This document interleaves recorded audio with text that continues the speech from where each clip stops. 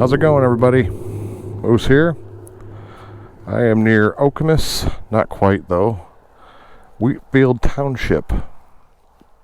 Stop to take a picture of this cool building right here. Pretty awesome. It's posted in front of this person's house. They're probably wondering what the hell I'm doing out here. Anyways, I didn't go on their land, so they should be fine. Along with that awesome building right there, I got a few things I want to talk about. One, close calls. Two, new gimbal. If you saw some of the footage in the first part of the video, I did that with the new gimbal. And three, I figured out what's wrong with the windshield in this bike and why it won't work all the time. Now we're going to do things a little different today. Usually you start with number one and work your way through to number three. But we're going to start with number three because we're on the side of the road and I'm going to show you what it is. Usually I fire this bike up by holding the brake in and hitting the starter switch, right? And that allows the bike to start up and everything's supposed to be all well and good. However, many times when I go to use the windshield, which is adjustable over here, see, start it up, power, everything comes on the way you think it should. Now right now the windshield works, right? Because I didn't have it up at all when I shut the bike off. So let me shut the bike off. We'll see what happens here. Make a liar out of myself. Now, if I starting it the way I usually do, there is a better than average chance that this windshield works. I'll be damned. So it glitches every once in a while. Right now it's working. I found the secret is, don't start it like that if you're having windshield problems on one of these Goldwings. Turn the ignition on first. This allows the bike to go through its full boot up process. The windshield will probably do a little move if it's up and down. It should still work, right? Then start it. It's one extra step, but every time I do it that way, no matter what, the windshield works. And I've had it not work many a times doing it the other way. So I've been starting the bike that way lately, and every time the bike starts up, of course, and the windshield works. Now if I do it the other way, there's a better than average chance that I will not have a windshield that goes up and down. Now let's talk about gimbals. As mentioned, I purchased myself a gimbal and I use it to fill the intro to this video. I was going to take it back, but after I got it cruising for a while, really cool the way it works. I got my Olympus on it presently. Olympus is kind of a heavy camera for it probably, but it does work. It'll support phones, the GoPros, a full mirrorless camera, full frame mirrorless camera actually.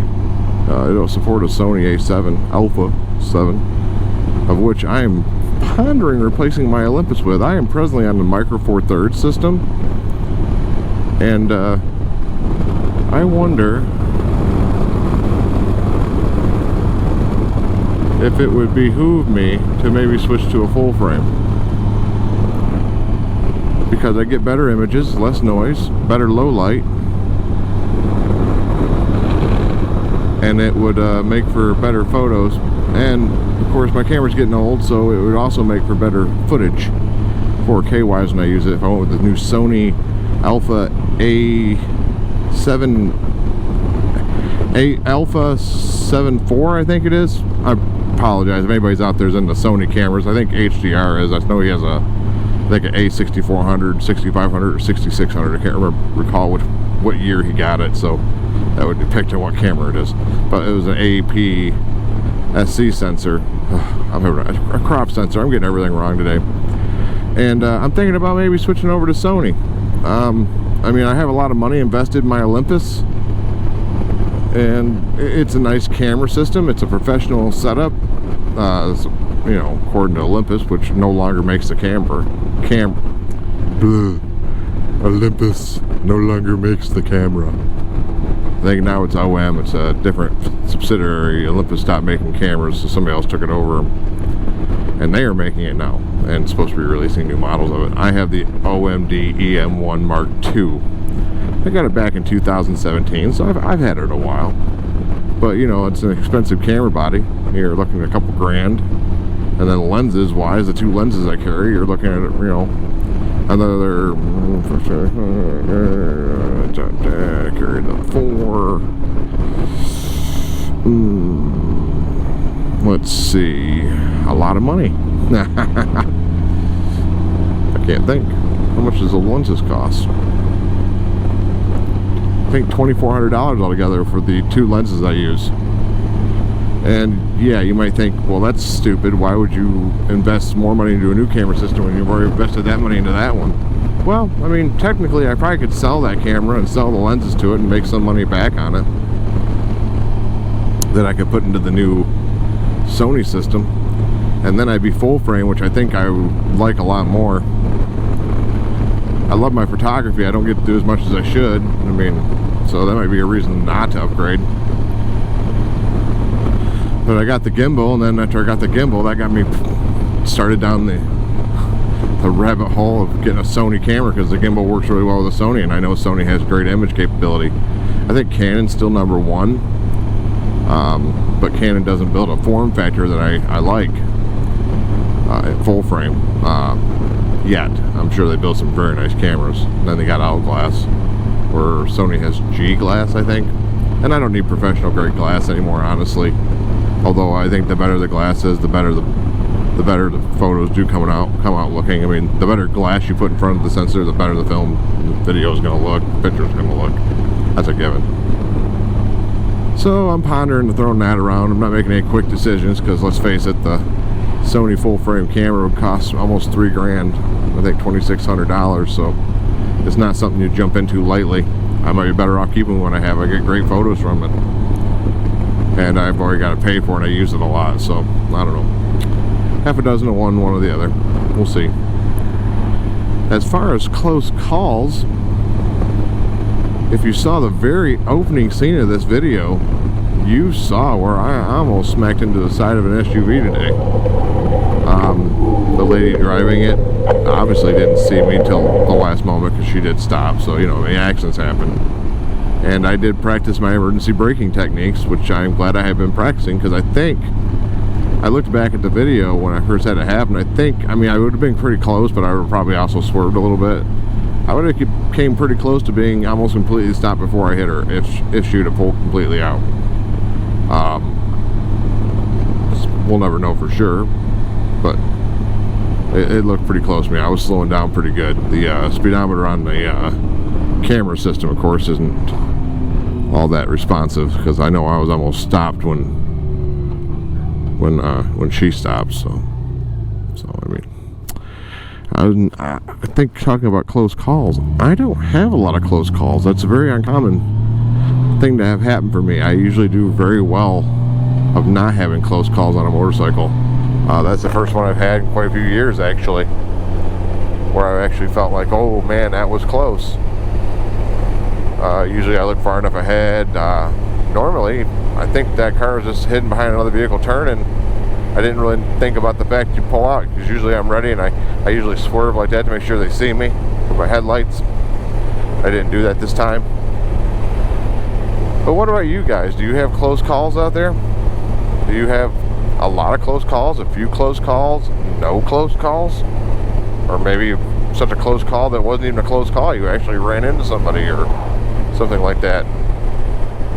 I think we all need to think about that a lot when we're riding, because it keeps us vigilant and hopefully safer. It does me anyways. Of course, you know, not driving too fast, which I'm not always exactly the upstanding citizen about on this bike, but I am trying to do better. And you know, there's something said for being sober when you're riding, being awake, having the gear on if you wear gear, you know, looking far enough ahead, not driving over speed too fast, all those different things that can help eliminate or lower the risk of an accident.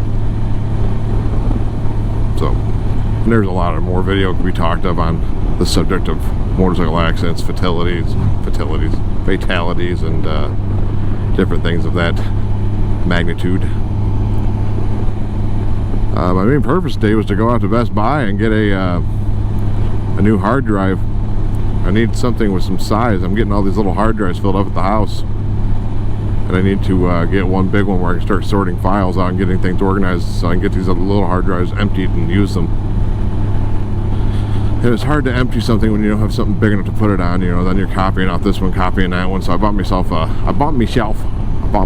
8 terabyte WD regular hard drive, not solid state or anything. I mean, solid state would have been awesome, but it would have been astronomical price, I'm sure. I think for $200 I got the 8 terabyte hard drive with a 2-year warranty from Best Buy, just in case I drop it or anything else so seriously wrong with it, which was probably a waste of money, but I did it anyway because the hard drive was on sale, so it pretty much brought it back up to its regular price.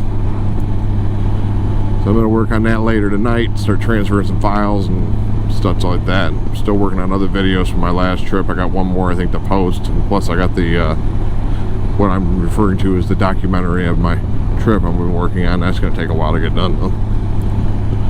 But I just wanted to you know, I'm out here riding around in a different spot. I thought you might like to see some of the scenery, and I enjoy talking to you when I get the chance, so I am going to shut this down and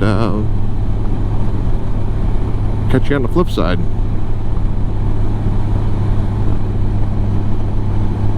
Thanks for listening. Bye.